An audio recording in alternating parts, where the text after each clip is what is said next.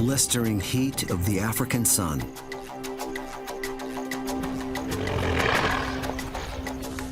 This guy spent last night grazing in the cooler air. Now, the climbing sun is a threat. Hippos can quickly overheat. He needs deep water, and fast.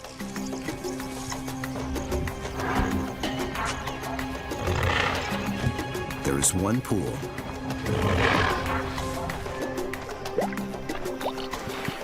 It may be occupied,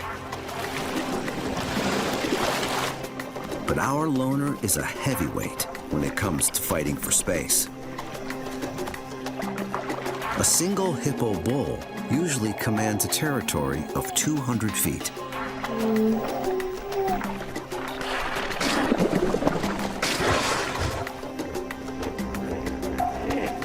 Now, 800 of Africa's most ill-tempered animals are jowl to jowl.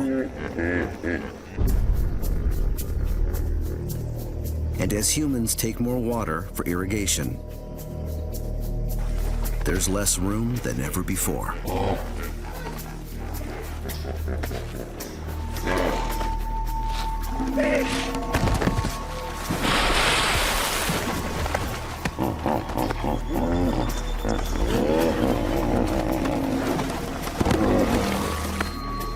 Our hot hippo must find a way in. His life depends on it.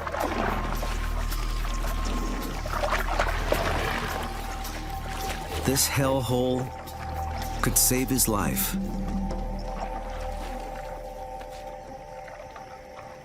But it's going to be a battle royale.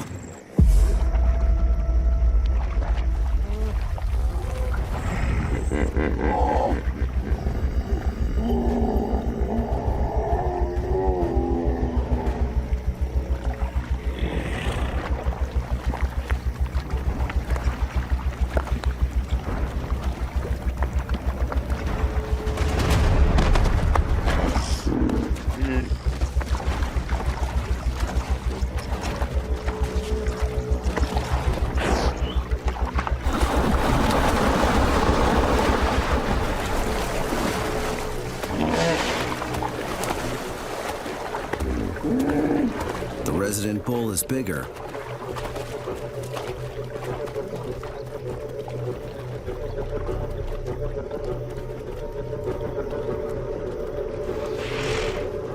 Yet it's something our outsider is willing to take on.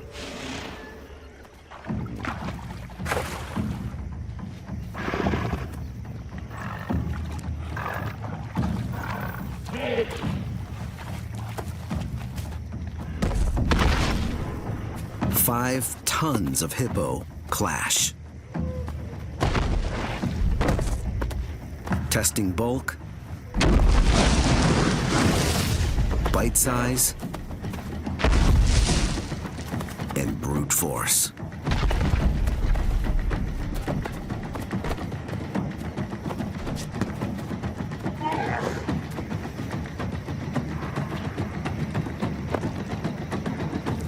The bigger bull wins.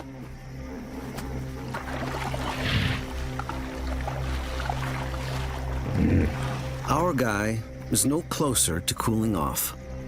It's a desperate situation as he wanders into the broiling African sun. With luck, he'll find a water hole that comes without a battle. But battles can't always be avoided. Surviving in the wild is always a struggle, and that struggle is for nothing if you don't have the chance to reproduce.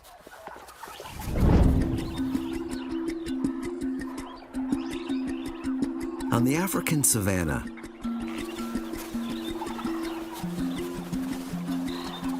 it's hard to overlook a giraffe. Because the tallest living land animal overlooks everything.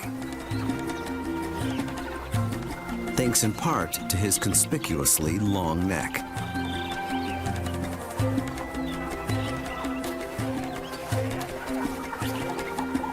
Giraffes enjoy the company of other giraffes. But when mating time comes, giraffe bulls turn into rivals. These two males prepare for a showdown. Swinging their heads like croquet mallets.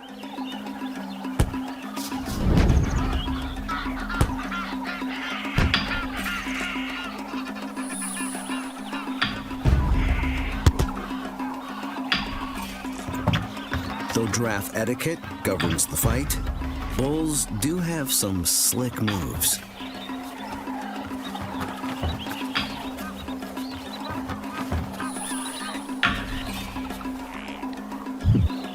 The guy with the longest neck has the advantage. So that skyscraper neck is for more than just foraging in trees. It's also a nifty battle weapon.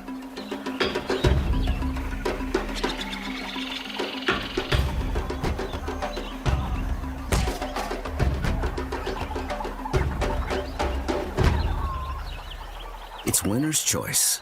And our victor sets his sights on a female with a calf. Although the mother is still nursing, she might be ready to conceive again.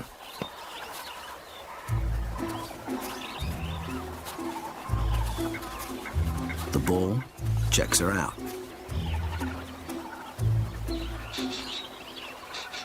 He inspects her urine with the flamen response, curling up his lips, smelling and tasting it to judge her readiness. It's a no-go. Our warrior showed the other guy who's boss. But it's not winner take all. He'll have to wait until she says yes.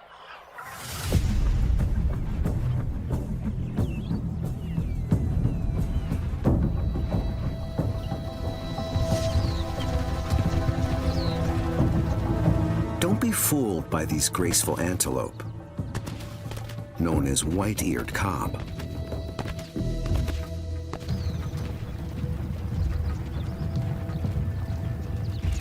They live in Boma National Park in South Sudan, and right now it's breeding season.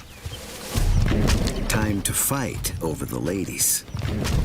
In a space as big as a football field, millions of hoofbeats have pounded down the grass. It's called a lek, a fighting arena. Any buck who wants to prove himself worthy of mating must enter the arena. Opponents square off.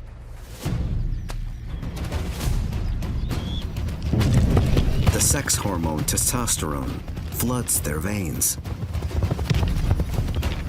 It produces a conspicuous physical reaction and fuels a thirst for combat. Sparring for breeding rights helps ensure the fittest genes get passed on to the next generation. But white-eared cob are the mobsters of the savannah, outright killers. They often battle to the death.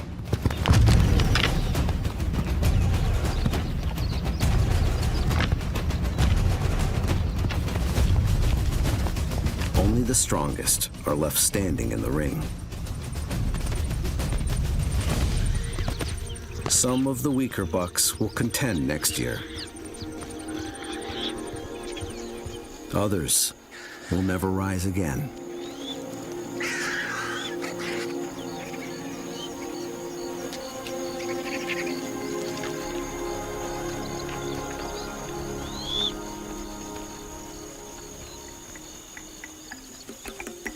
The females approach the victors warily.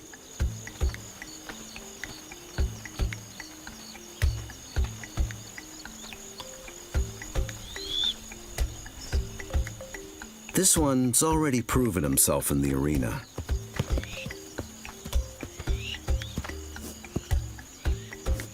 But she still needs to check out a few final details.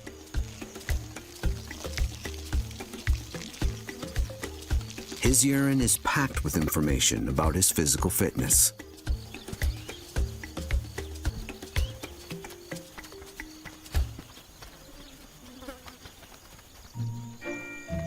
Satisfied, she returns the message. While he filters her scent through a set of receptors in the roof of his mouth. It tells him she's healthy and in full estrus. The deal is sealed.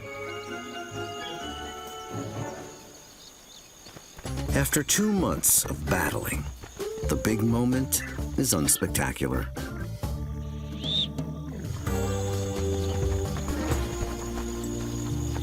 But it serves its purpose and finally eases the gangster-style madness that has stricken the herd.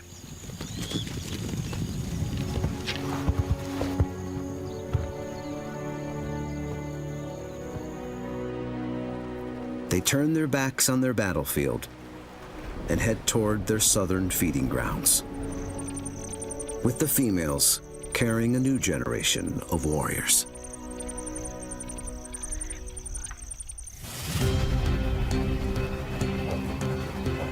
For some alpha males, a fight to the death isn't the way to duke it out. It's a matter of being in the right place at the right time.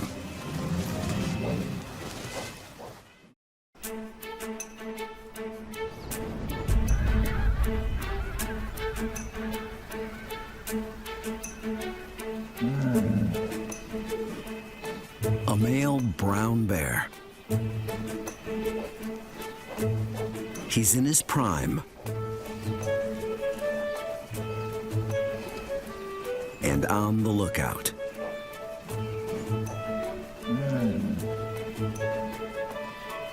But not for food. He's searching for a mate.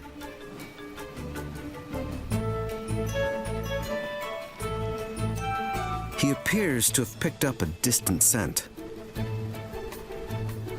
It could be a female.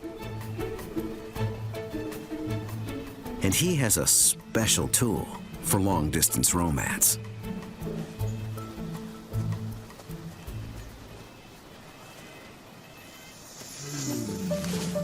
Scent marking.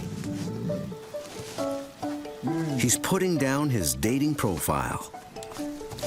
Male. Single.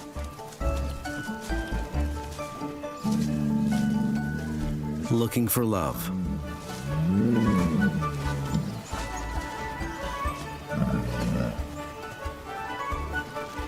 He rubs his paws on the soggy ground, activating scent glands between his toes, in hope a potential mate will swipe right.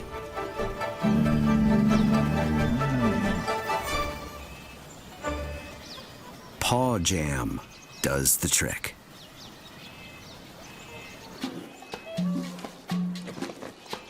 A female bear. She's busy with a reindeer kill.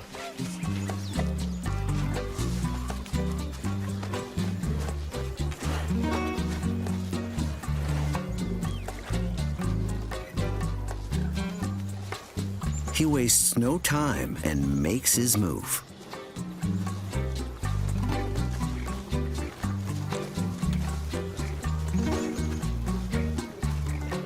But our Prince Charming moves too fast and scares her.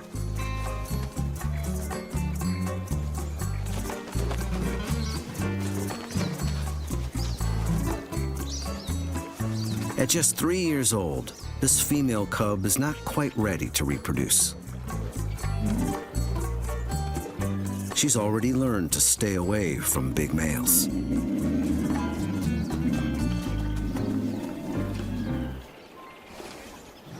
It's not the end of the world for Casanova. A free meal instead of romance isn't a bad trade-off.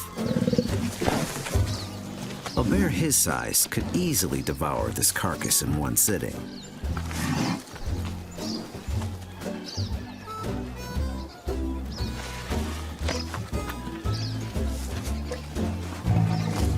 With only food on his mind now, female cub makes her getaway. Our guy might have a better chance of seducing her in several months when she's reached sexual maturity.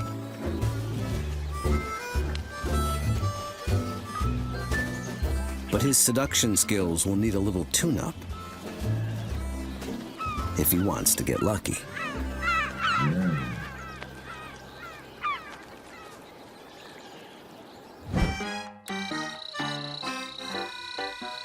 Mating often brings out the weirdest side of those in hot pursuit. Brute force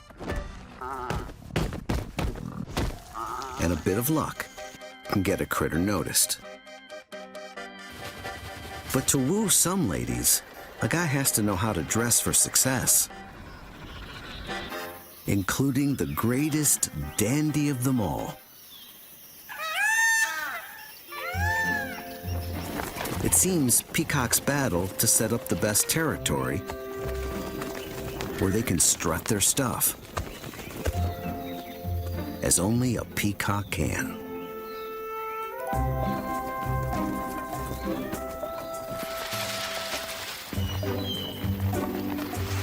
Unfortunately for him, this peahen has seen it one too many times.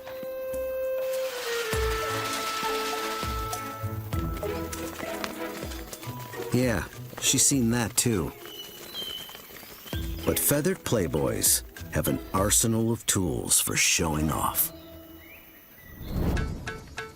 In Brazil's Amazon rainforest, colorful blue mannequin males have been practicing their dance routine. Now they're ready to shake a tail feather for real. A female has arrived. The males quickly assemble. There's a strict hierarchy among mannequins, and the alpha male is often the oldest bird. Only he has a chance of mating. The others are backup singers for now. So why do they all have at it when there's little chance of mating? It's the female who calls the shots. Apparently, she likes a crowd and isn't interested in gazing at a solo artist. It may take as long as 10 years to become top bird. And in that time, a male will have danced for thousands of exhausting hours.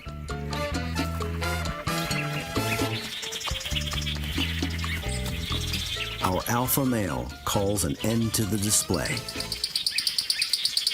The others bow, and he goes to the mating perch.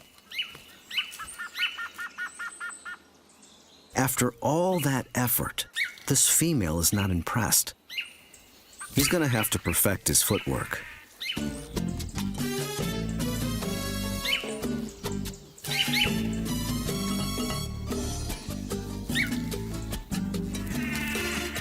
So it's back to dance school.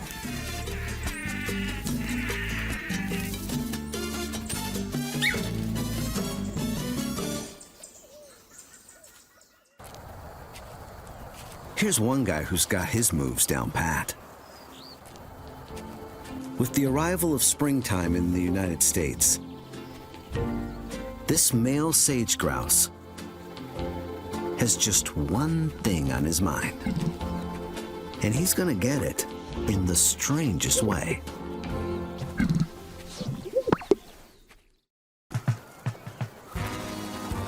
Our sage grouse is on the prowl.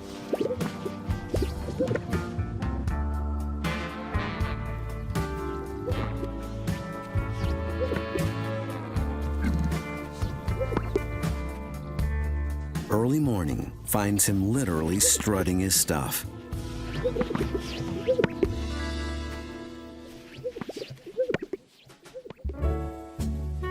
The way to a lady grouse's heart is through her eyes and ears. Males are uniquely endowed.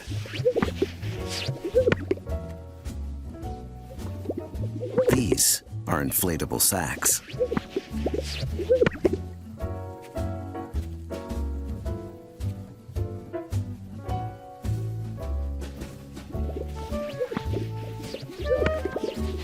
begin with a whistle, then suck the air in and force it out.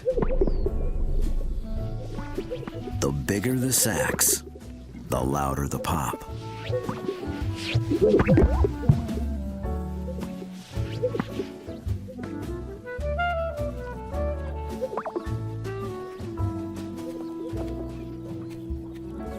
Surprisingly, she seems underwhelmed.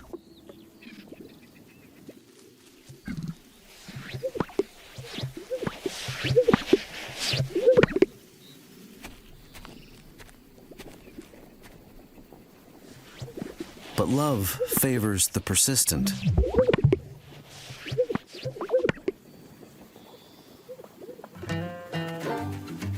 Eventually, he gets the girl. With love in the air, they slip behind a bush.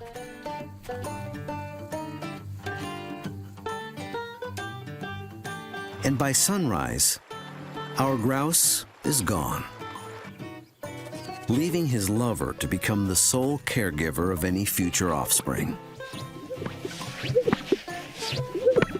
No wonder some females eat their mates.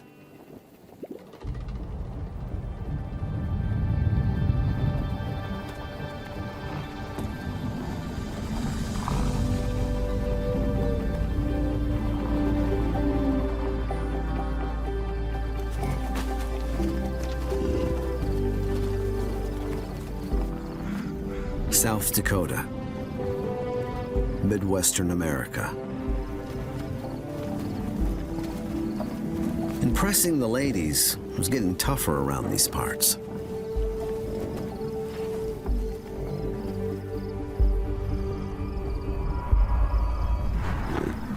Temperatures here have risen 3 times more than the global average.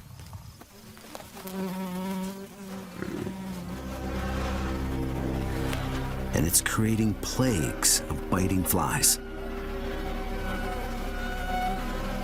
Each bison loses as much as a pint of blood every day.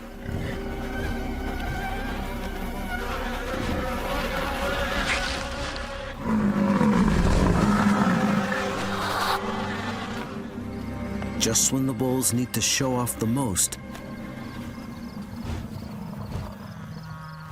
to compete for female attention.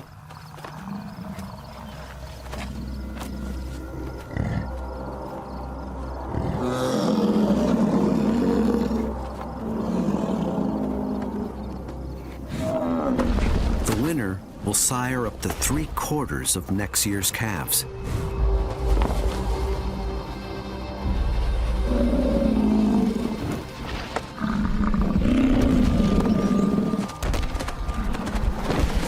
As the young bison scrap,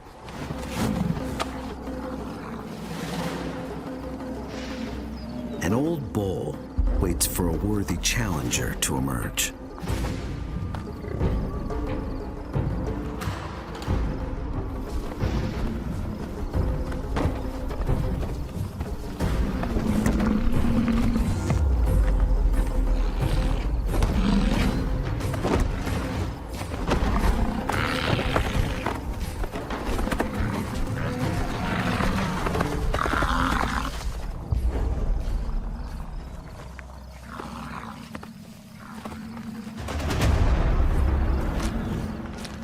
Fresh to the fight, he enters the ring.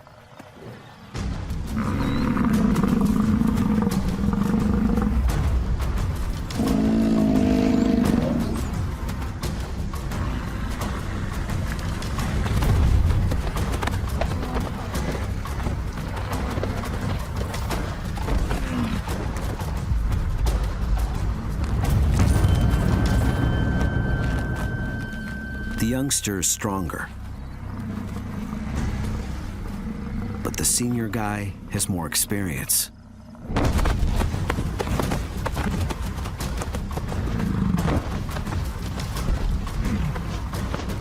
Targeting flanks, he gains the upper hand.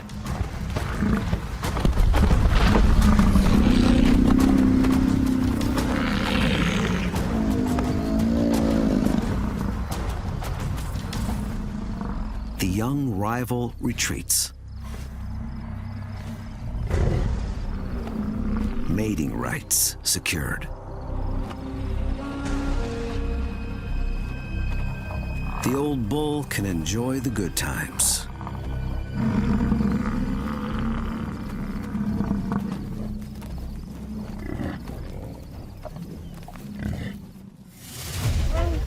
For some, alpha means taking care of an army of females while fending off an army of suitors.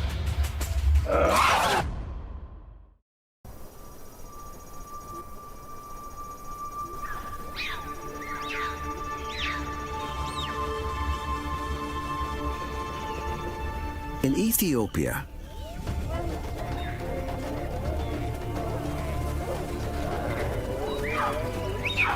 an army of Gelada monkeys gather.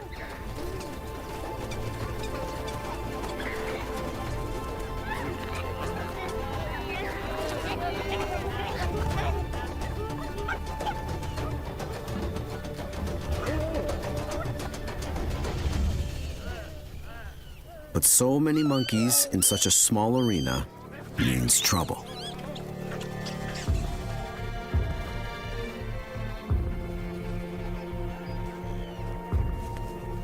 Especially for this old male.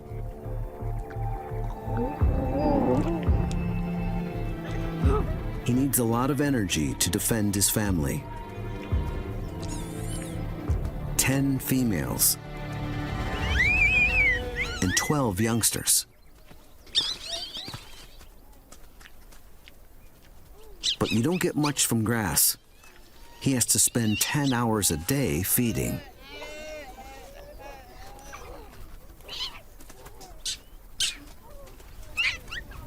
And today, he's going to need all the energy he can get.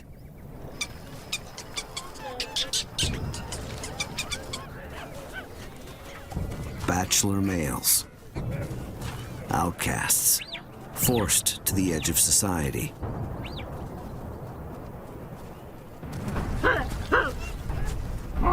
Any one of them would be happy to take down our old male and become the new family leader.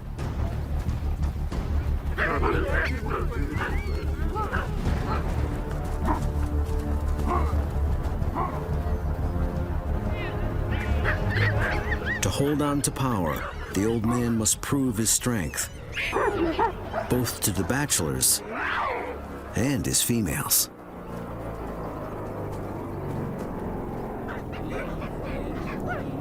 He challenges them to a chase.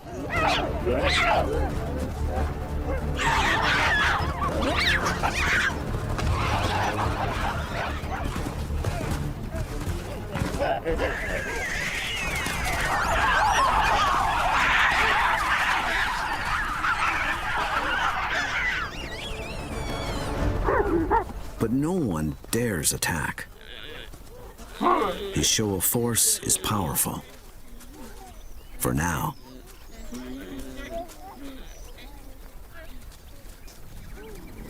He has little time to refuel before the herd moves on.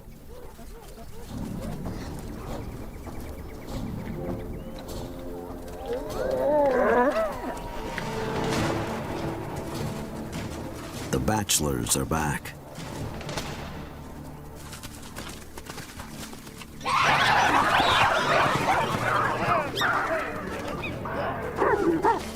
At this high altitude, each confrontation takes more energy.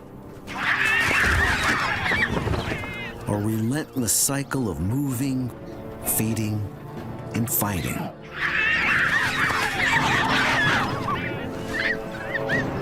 Moving, feeding, fighting.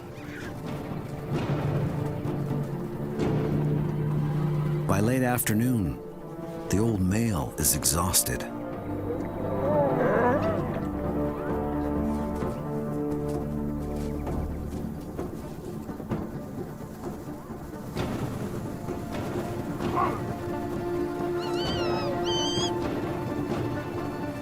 The strongest bachelor, 45 pounds of muscle with energy to burn.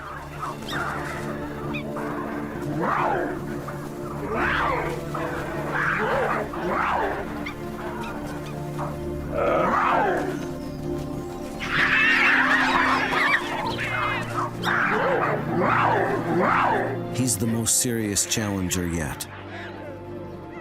And our old male knows it. The bachelor's stronger.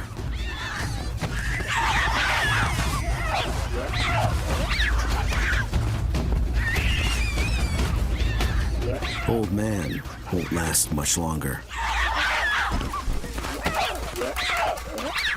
At least not alone. His females are loyal. They won't give up on their protector yet.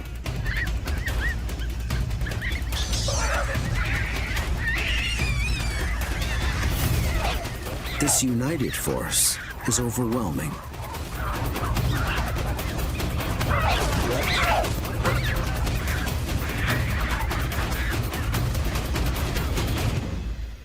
Our old male is victorious,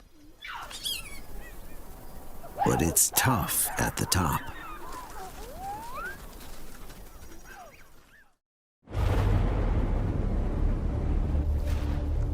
It's lonely at the top. But alphas come in all shapes, sizes, and even in packs. Surviving the snowy, wind-whipped conditions of Siberia takes teamwork, along with thick coats and amazing hunting skills. Wolves here know they must work together to survive. This is the land of gray wolves. Russia is home to the largest population of them anywhere, about 30,000. They're highly territorial and will fiercely defend their home turf from other wolf packs.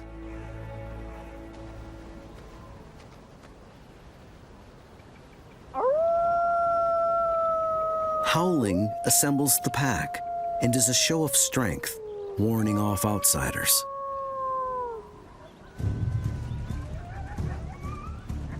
The pack is at its heart a family. Its leaders are usually the parents, and most of its members, their offspring of various ages. Just as in a human family, the parents provide food and security. The success or failure of the pack falls to them. With their superior vision and sense of smell 100 times stronger than ours,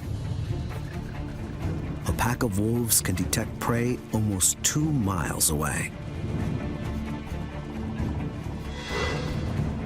And they've picked up a scent.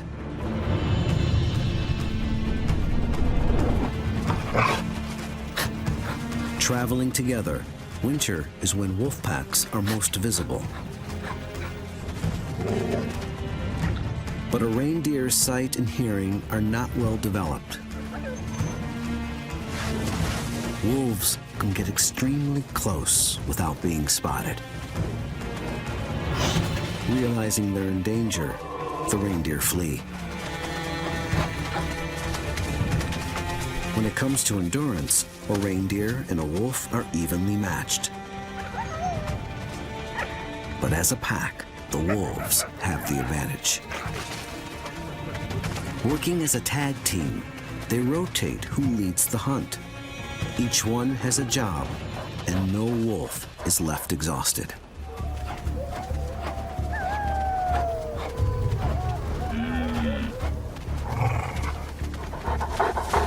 Any reindeer too tired to keep up with the herd is an easy target.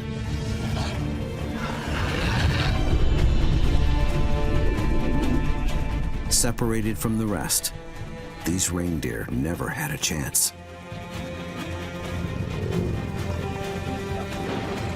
A chain of command operates at mealtimes. Snarling and teeth-baring reinforces positions in the pack.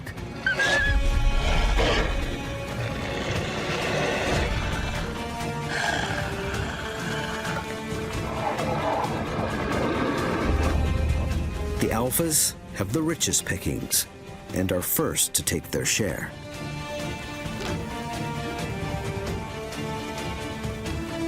But in the end, all will take a turn at the table. In just one sitting, a wolf can consume 22 pounds of meat. Thanks to the skill of the pack, this family has plenty to eat.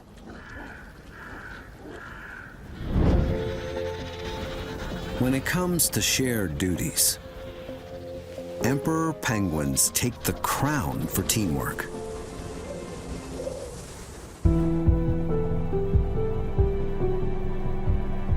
In the freezing, desolate lands of Antarctica, these emperor penguins conquer one of the greatest feats of animal endurance on the planet.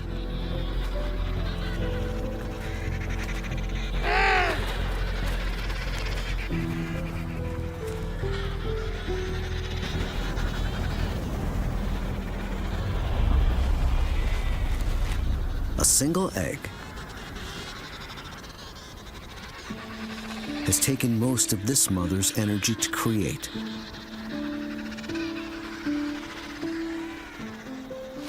Time to entrust it to her mate,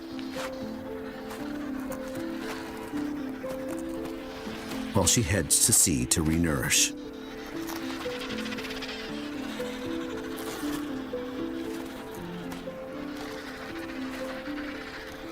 Now, it's up to Dad.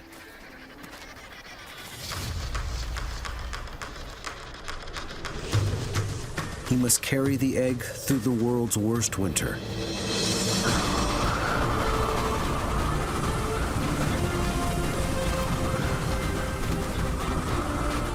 Risking his own life to keep the chick growing inside alive.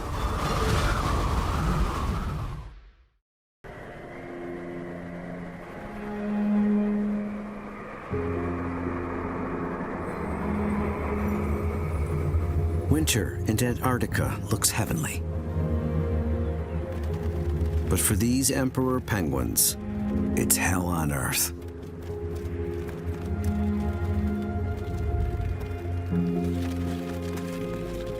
All of them are male.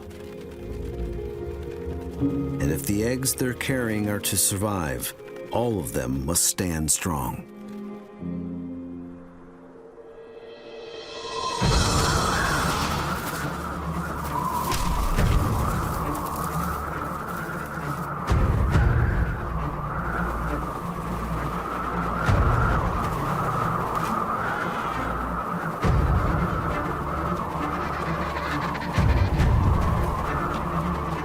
Each one takes their turn in the full force of the wind.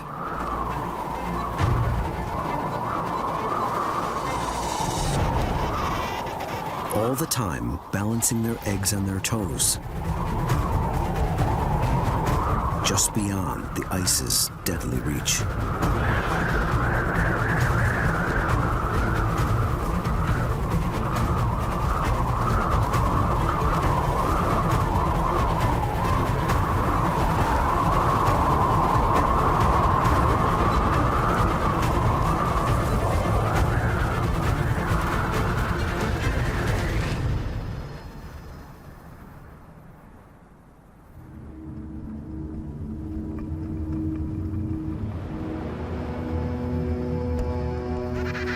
"75 days of sacrifice, finally over."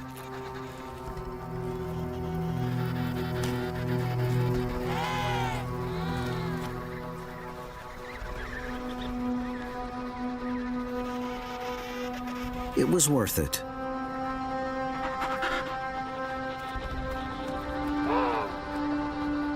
At just 6 ounces, he's got a lot of growing up to do. Soon, the ice will melt.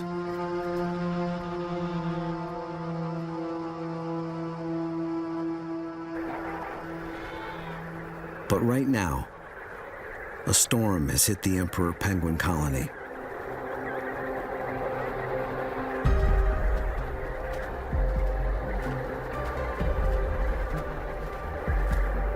takes a heavy toll.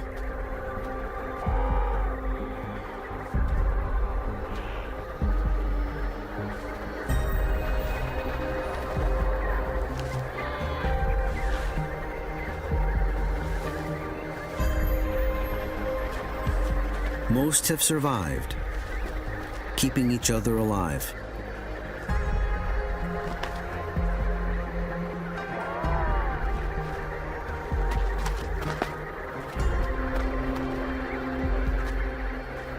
Separated chicks must now find their parents.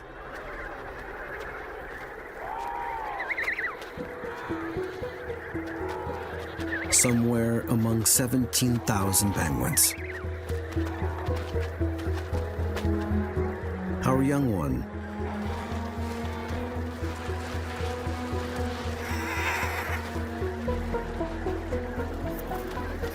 has found his father.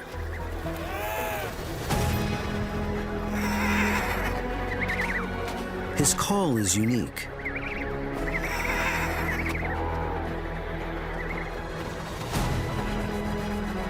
Reunited and safe. These chicks have learned an important life lesson. The colony only survives by standing together.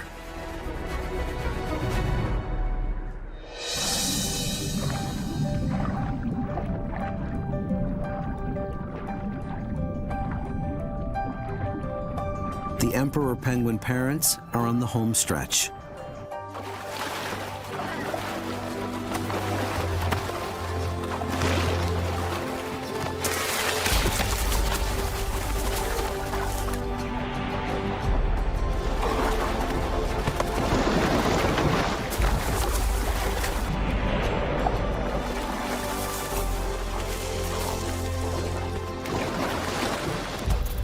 Together, they have traveled thousands of miles, keeping their chicks fed.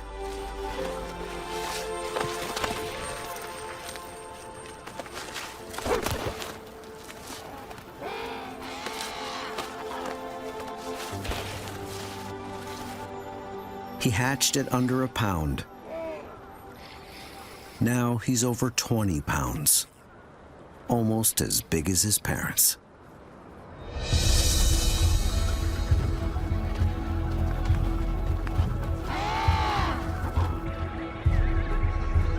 Soon, they'll stop returning with food, and he'll have to survive on his own.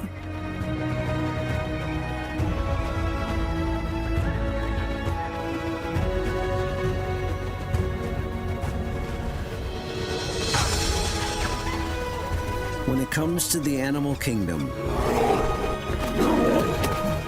the males seem to have the power. But where would they be without the females?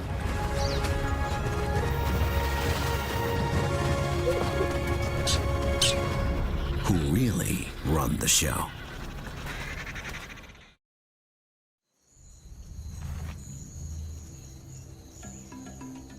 Her name is Tlalamba, granddaughter to the leopard queen in this region, and heir to almost 5,000 acres of South Africa's wild. New to the outside world, she stays close to her mother, Tundi. She has survived the harsh African wild for the past 11 years. Out here, threats are everywhere.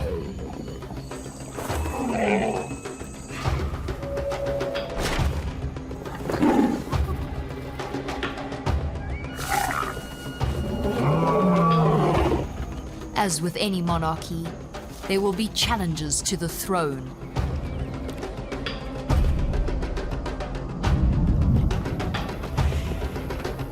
And lines will be drawn in the sand of this Leopard Kingdom.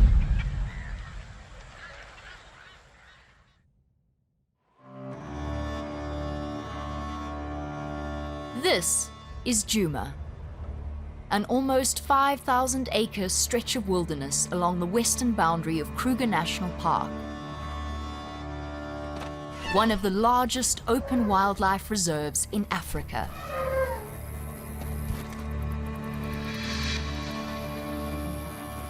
Territory is one of the most important things to leopards. Female leopards usually claim up to 6 square miles as their own. This female leopardess has called Djuma home for 12 years. Her name means peaceful one. For 6 years, she's been queen. Karula has given birth to 10 cubs. 6 of her cubs are male. They have left to claim a territory of their own. It is a rule that preserves balance in the kingdom.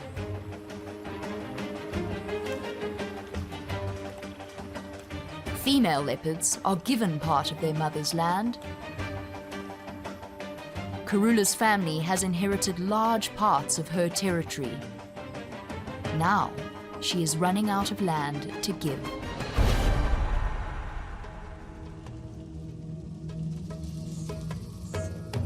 The Queen's eldest daughters are named Tundi and Shadow. They control parts of what was once Karula's. Tundi to the east, Shadow to the west. Karula has ruled for many years. But the greater Kruger Park is home to many in her domain. Some strong enough to knock the leopard from her throne. While Karula is queen of the leopards, she does not carry sway with other big cats who call this area home. They could dethrone her on a whim.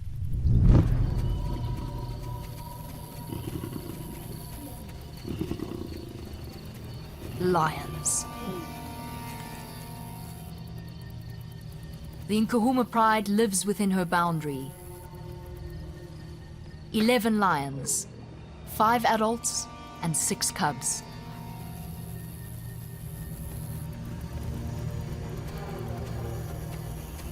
They are known for their hunting prowess, taking down Cape buffalo at a moment's notice.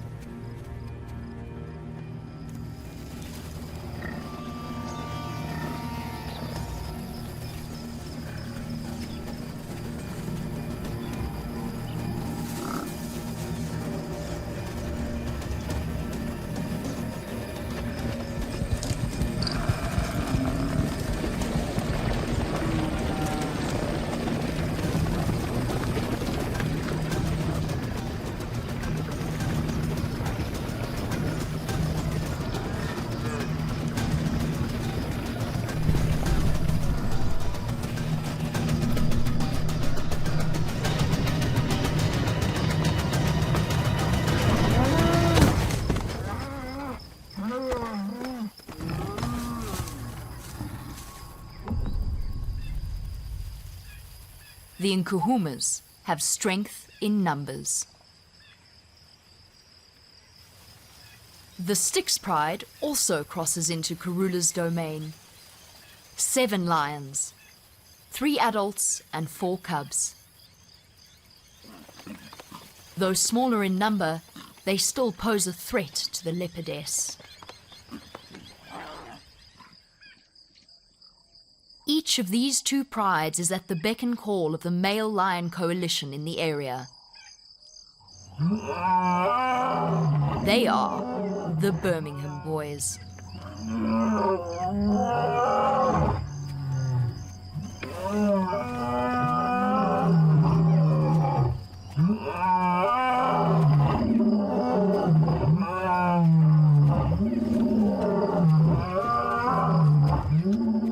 Male lions that also call Djuma home. Strong males.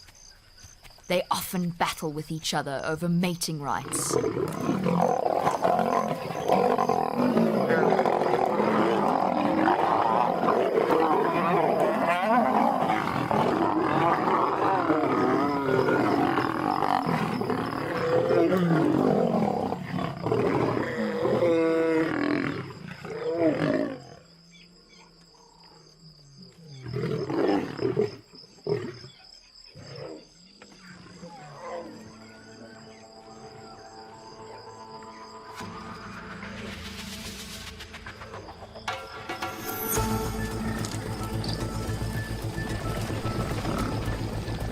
Even leopard royalty is no match for a lion.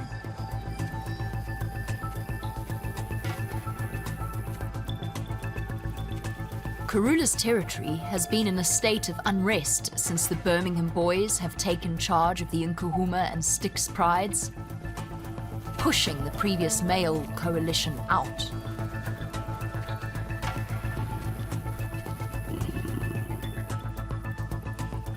Now, every animal in the area is on alert. None want to attract the attention of the lions. As a solitary cat, leopards need to avoid injury at all costs. If hurt, there is no support system. Unlike its feline cousin, the lion, who can depend on the power of the pride, leopards count on stealth and smarts to survive. A leopard's life is spent patrolling its territory, alerting others to their boundaries with scent marks smelling of buttered popcorn.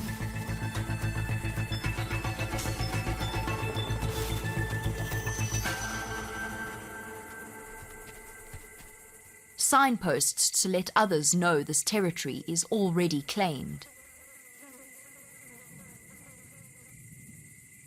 The scent marks not only indicate boundaries, but inform males if a female is ready to mate. It's up to the cat to decide if they wish to heed its warning or press forward.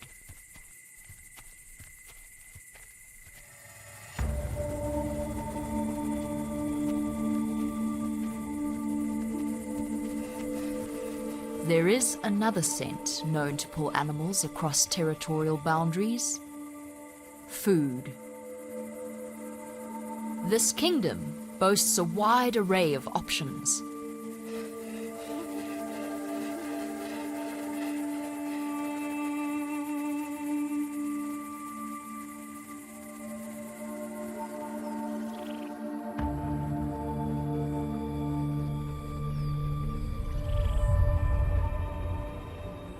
During the winter and spring, Djuma is often in a state of drought.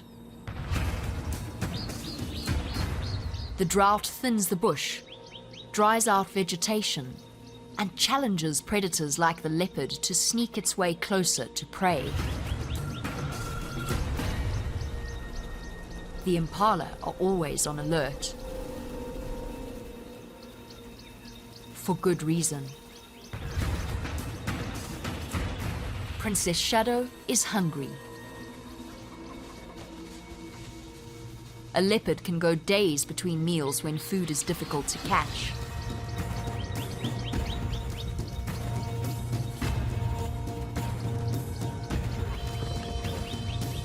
But the queen has taught her daughter well.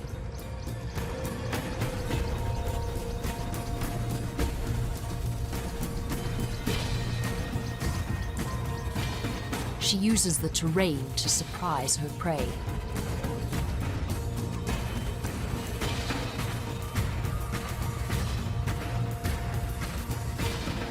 The rosettes on her fur conceal her figure. The impala are nervous and move toward a clearing.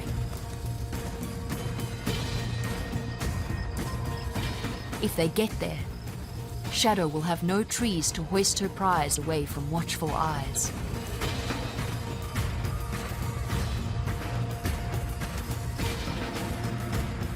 Hunger and instinct take over.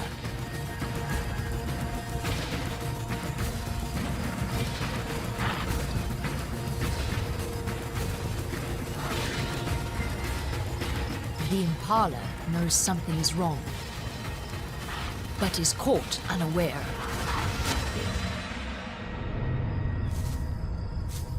Shadow takes it by the throat and begins to suffocate it. Her job is not yet done. Her attack was well executed, but others would happily reap the reward of her hard work.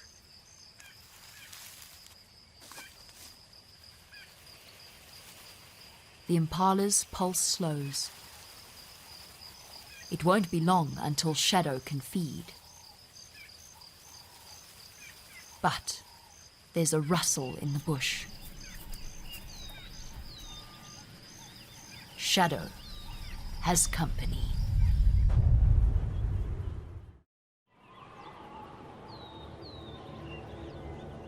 A pair of South Africa's most infamous hunter-scavengers are on the scent of Shadow's kill.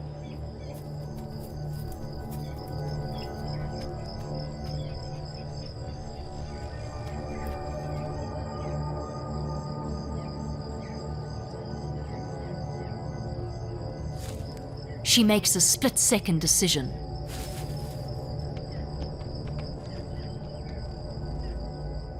She flees. One bite from a hyena could render her lame and unable to hunt.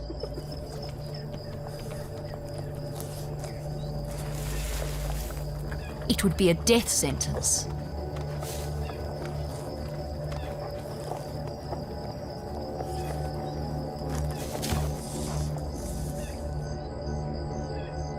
Shadow watches as the hyena enjoy her hard-earned meal.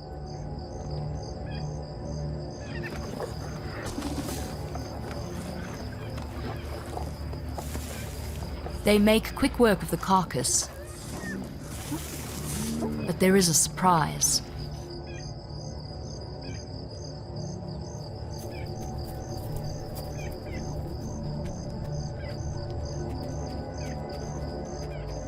The antelope was pregnant.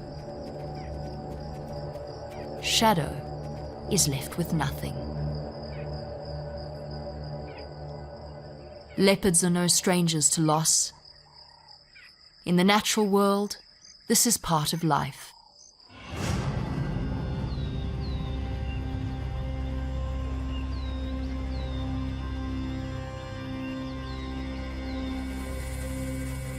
Shadow is one of Queen Karula's first litter. Raising a cub to independence is no small feat in the wild. But with the joy of motherhood comes the dismay of reality. Leopards usually have 2 cubs at a time. More often than not, they both don't survive.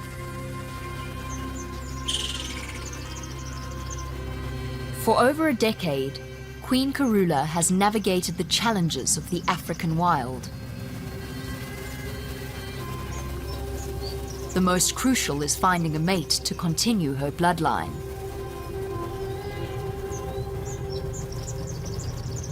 Karula's first litter were both female, both heirs to the throne. Tundi would grow to rule the east.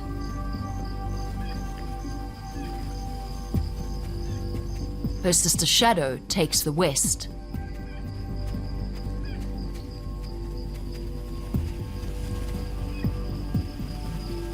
Parcels of land from the Queen is their birthright.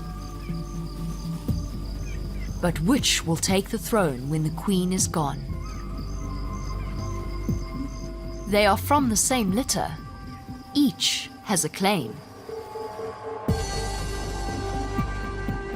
To expand and secure their territory, the princesses come to learn the importance of motherhood.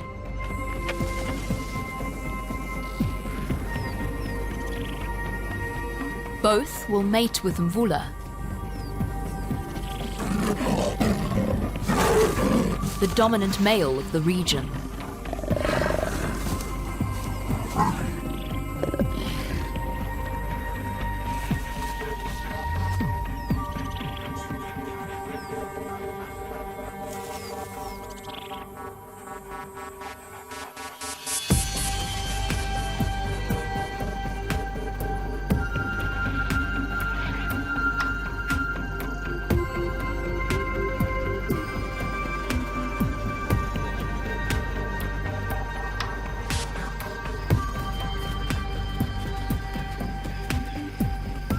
Shadow has a son named Sindile.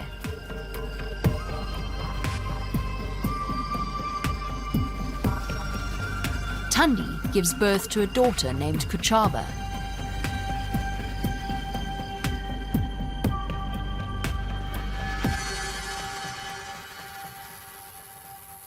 A cub with mvula reduces the risk of the cub being killed by an outsider.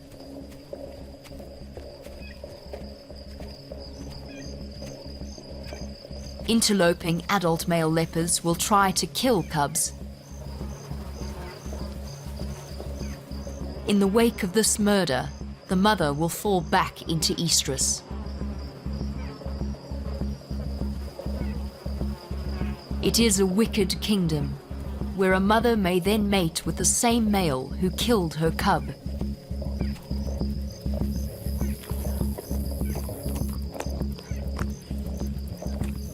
But mating with mvula ties the strength of the bloodline with his ability to maintain a hold on the region.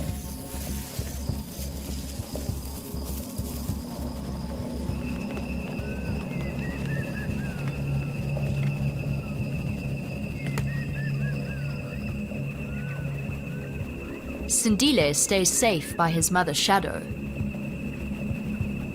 But safety is short-lived in the kingdom of leopards.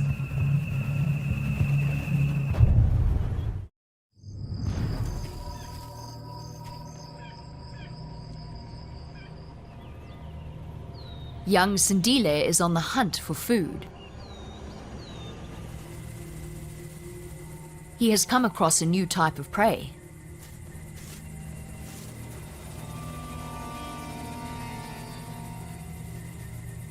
But this is no wild dog.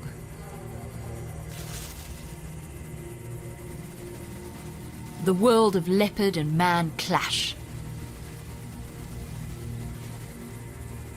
Now, special care must be taken to stop the spread of any domestic diseases.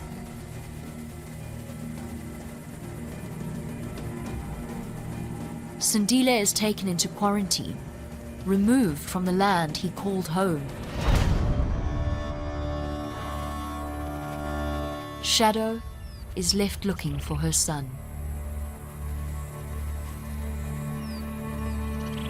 While she searches for Sindile, her sister Tundi claims more territory for herself.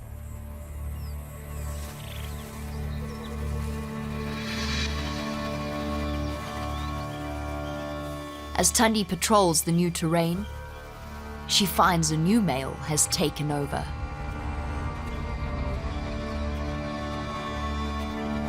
He will be the Duke of Djuma for years to come.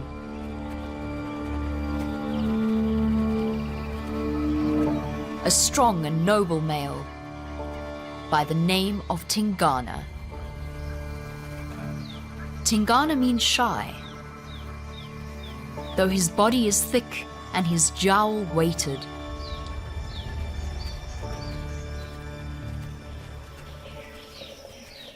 Unlike Shadow's affinity for impala, Tingana has a taste for pork.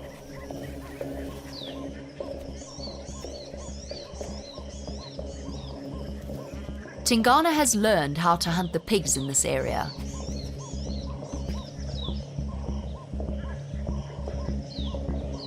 He knows that there are limits to how long a warthog can hide in a den.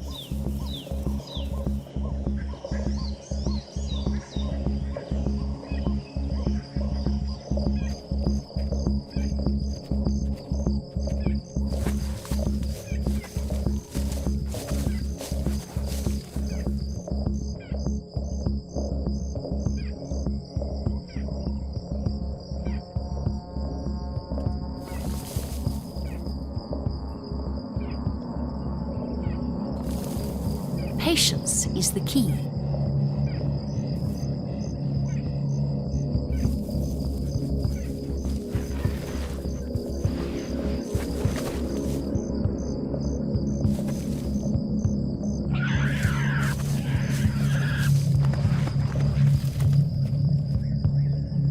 There is no more persistent male in the area.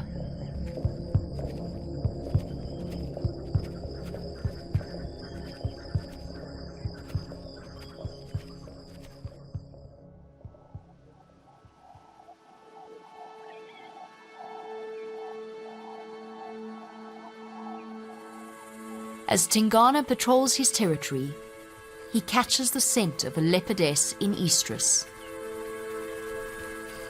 His natural drive for dominance in the area pushes him further into unknown territory, into the Queen's domain.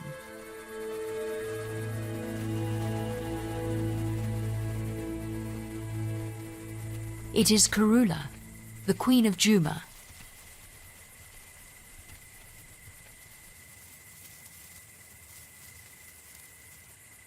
Always playing the strategy game, she mates with Tingana, asserting her right as queen and aiming to keep safe her offspring.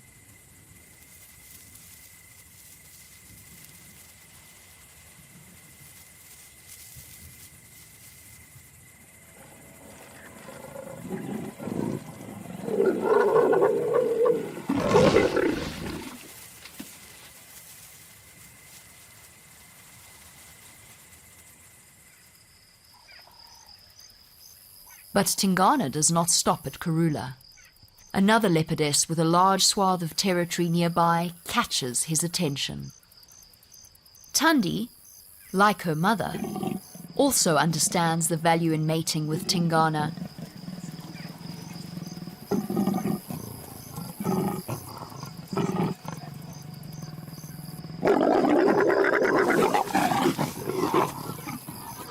By mating with both leopardesses, he asserts himself as the new dominant male in their area. Tingana is now the new Duke of Djuma.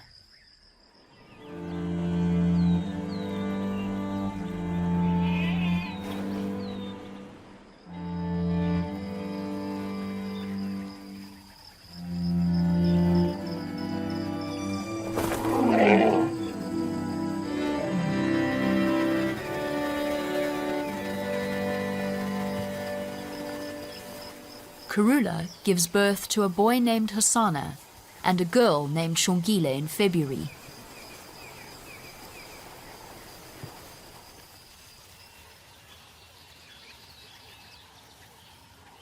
Months later, Tundi gives birth to a male by the name of Tamba.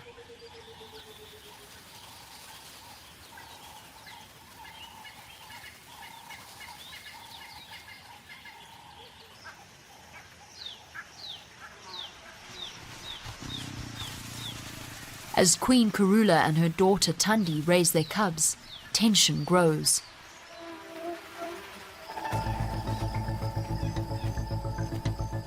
Their territories are adjacent, and Karula's land is diminished. Karula's new daughter will need space. The Queen looks west.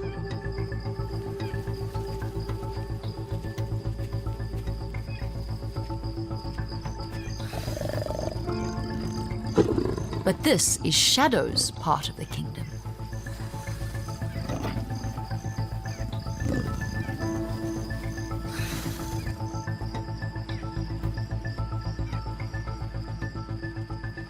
Karula and Shadow work their boundaries, scent marking and patrolling the areas to try to solidify their borders. It was only a matter of time until the two would cross paths. Karula draws a line in the sand.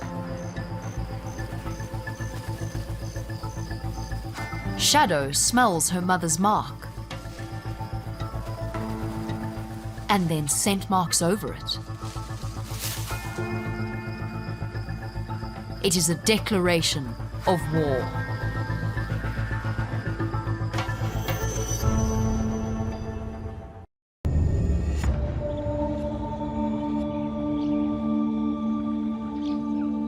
Mother and daughter face off in the African bush. Karula, the queen, froths at the mouth. The display shows disdain for her daughter's insolence. Shadow, with a claim to the throne, holds her ground. The queen does not attack, but the message is clear. They part ways. Mother has raised a strong and independent young leopardess. Daughter understands her mother is still as fierce a queen as she ever was.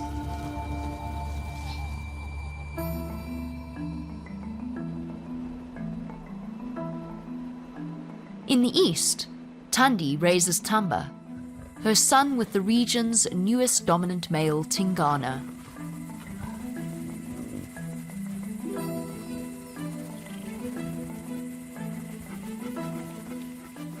The young cub has big ears and paws to match.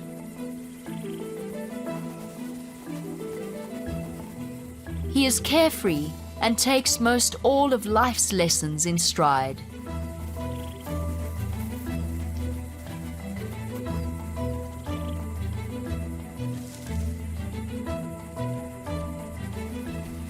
For young Tamba, the world is his playground.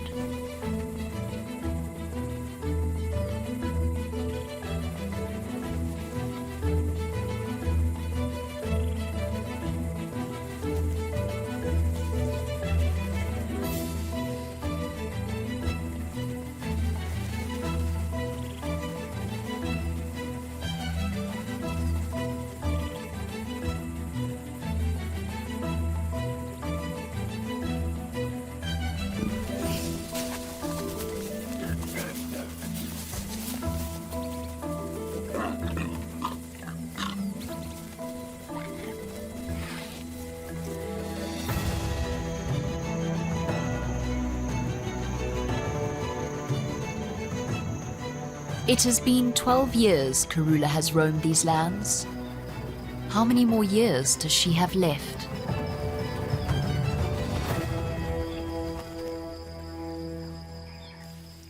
Her most recent litter, daughter Shongile and son Hosanna, are still young enough to stay under the Queen's care, but practice hunting when left alone to fend for themselves when she is away.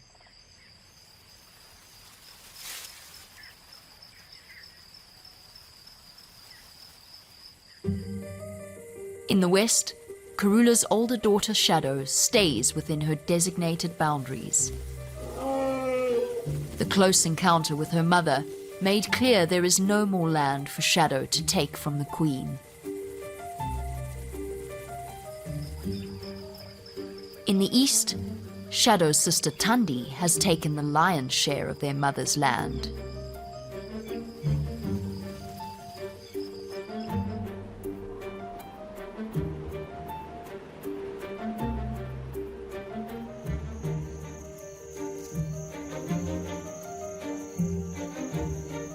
The sun is setting on Karula's reign.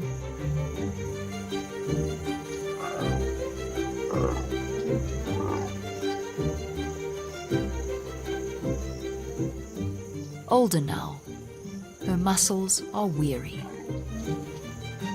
She now patrols a smaller patch of land.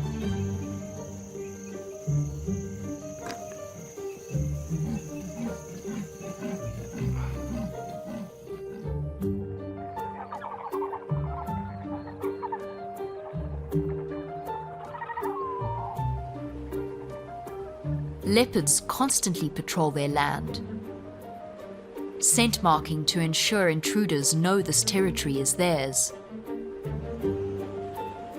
Over the past few days, Karula's boundaries have gone unscented.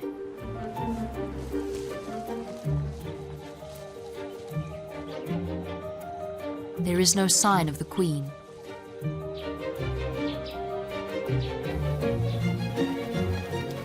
Weeks pass, and still nothing.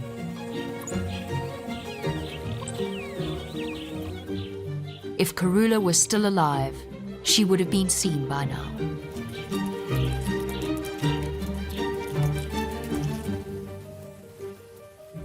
It is clear now, the Queen is dead. Hosanna and Shongile, the youngest of her cubs, are left without the care of their mother. Karula would have watched over them for several more months. Now it's a crash course in survival for the two adolescent leopards.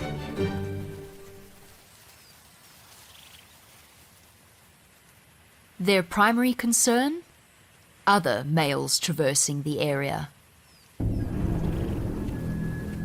Old Mvula, who mated with both Tundi and Shadow, still stalks these lands. Hosanna's sister Shongile sees him where she hung her kill in a tree. Returning to feast, she finds the aged Mvula has claimed it as his own. Shongile looks to challenge Mvula for her food. It will be no easy task.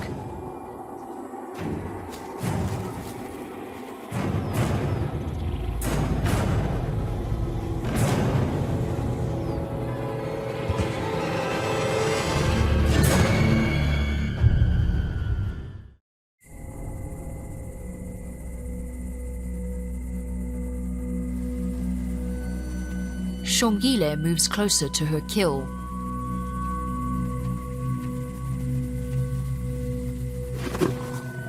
But Mvula makes himself clear. Shongile's kill is now his.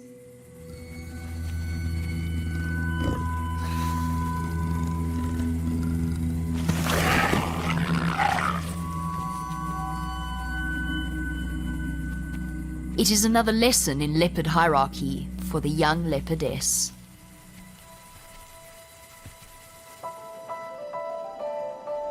In the east, Tundi and her young male cub Tamba use caution. A run-in with Mvula could end the young prince's life.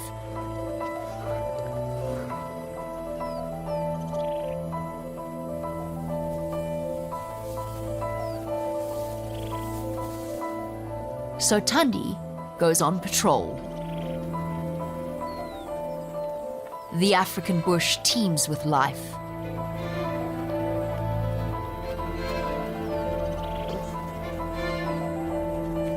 With the queen nowhere to be found, Tundi takes on new land, stretching her territory even further into what was once Karula's domain.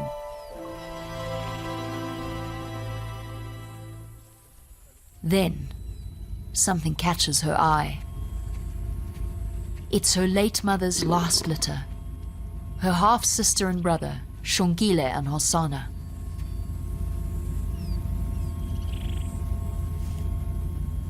It is their first encounter since the Queen's disappearance.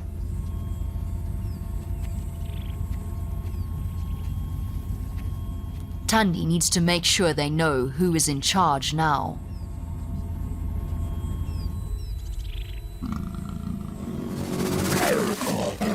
She charges Shongile.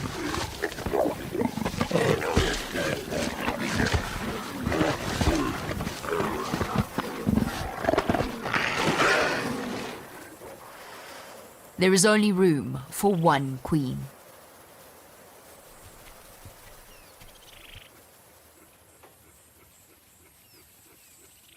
It's over almost as fast as it began.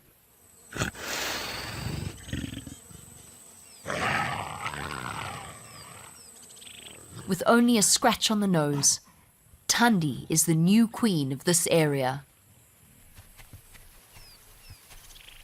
Shongile will need to find territory elsewhere.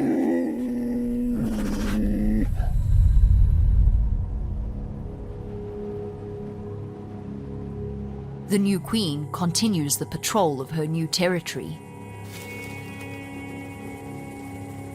In the absence of her most recent cub Tamba, Tundi falls into estrus and draws the attention once more of Tingana.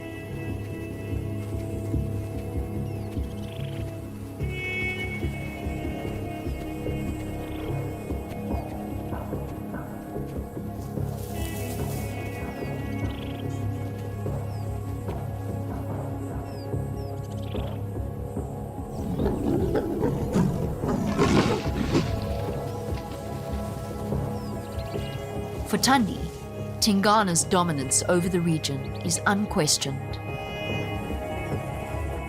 Now 11 years old, he is knowledgeable of both the area and the food chain. Tingana also patrols the borders to make sure any male leopards in the area steer clear.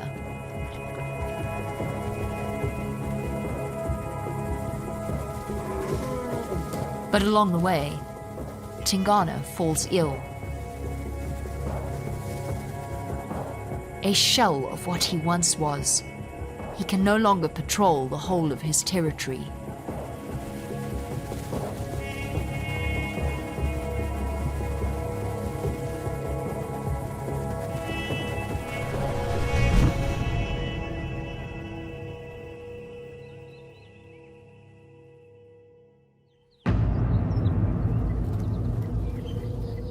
Gaps in his scent-marked perimeter lead to the appearance of another male.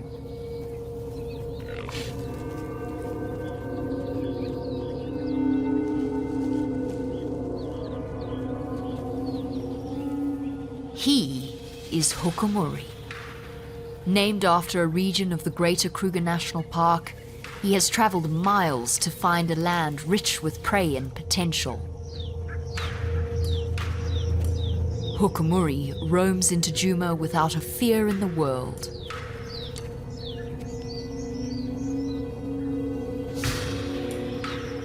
His battle-scarred face tells the tale.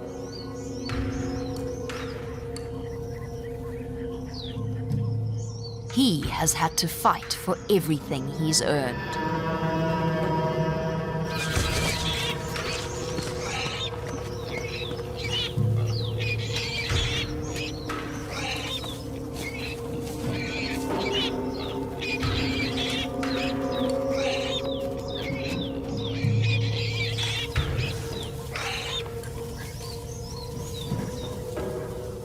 As Hukumuri descends on the kingdom, Tingana is nowhere to be found. Karula is gone. Has the old Duke followed?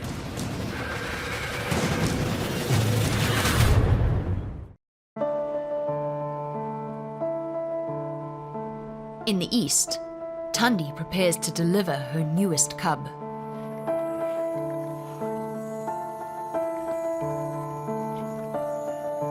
It is here she gives birth to Tlalamba.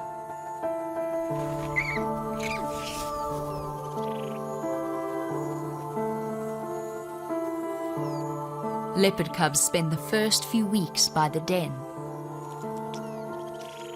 When she emerges, Tlalamba is exposed to all the threats of the African wild.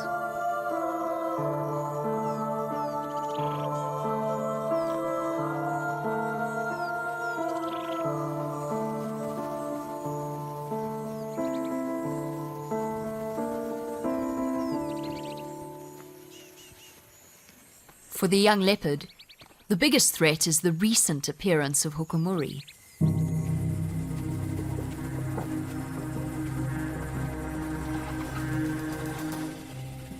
A young bruiser that has entered the area in her father's absence. If Hukumuri finds Tundi and Tlalamba, it would mean infanticide. Killing Tlalamba to put Tundi back in estrus.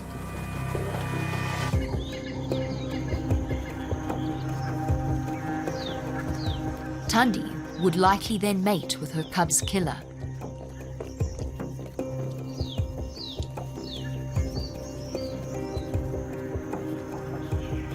But the new queen does not plan on losing her cub to the interloper.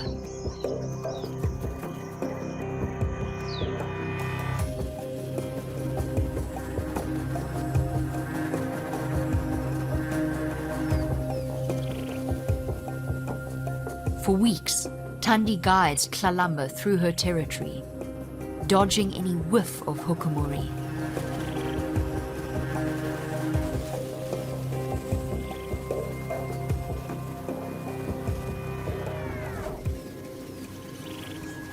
But there is good news in the kingdom, especially for the young cub.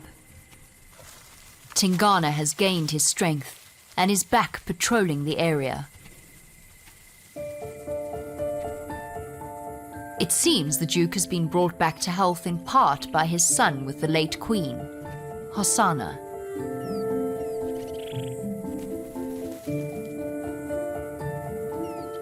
Hosanna, who is now an accomplished hunter, has his meals stolen by his father.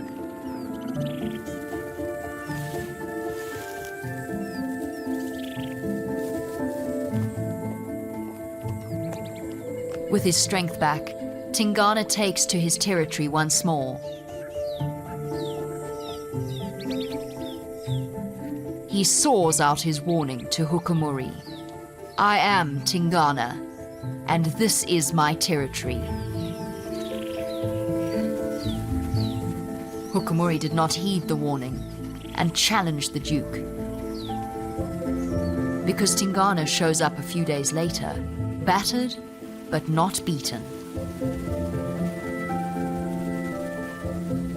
Hukumuri has moved on, and Tingana remains in control of the kingdom he built with the late Queen Karula.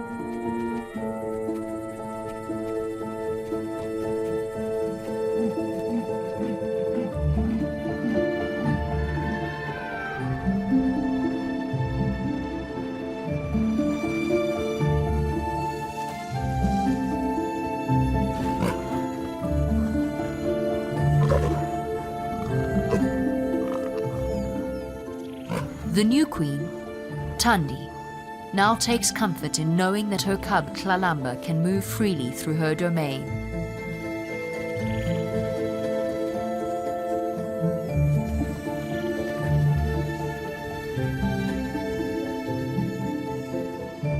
For now, there is peace in this Leopard Kingdom.